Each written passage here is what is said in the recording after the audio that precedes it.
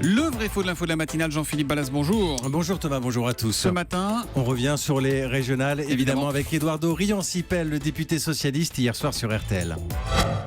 Non, ce qui est clair, c'est que le total gauche, le bloc de gauche, est supérieur au bloc de droite, partout en France. Le bloc de gauche supérieur au bloc de droite partout en France, c'est ce que dit Eduardo Riancipel. C'est vrai ou c'est faux ? C'est faux, Thomas. Déjà, arithmétiquement, on peut dire que ce n'est le cas ni en Nord-Pas-de-Calais-Picardie, ni en PACA, où le PS a finalement décidé de se désister. Très incertain aussi en Alsace, Champagne, Ardennes, Lorraine. Alors, à la décharge d'Eduardo Riancipel, il a dit ces mots à 20h35, pour être précis.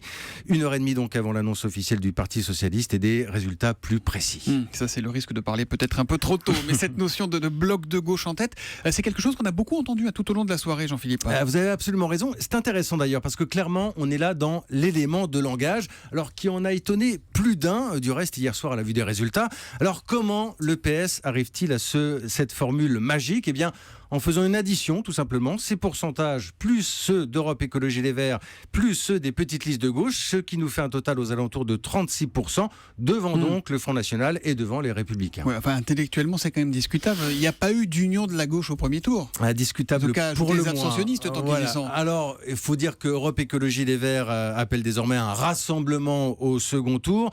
On connaît malgré tout la formule, nul n'est propriétaire de ses voix. Voilà, le report n'est pas automatique. Mais malgré tout, ce que la gauche essaie de montrer ce matin, c'est qu'elle dispose d'un réservoir de voix. Alors modeste, mais supérieur à celui de la droite dans certaines régions. La droite qui, elle, se tourne alors franchement vers les abstentionnistes, Thomas, aux alentours de 50% tout de même.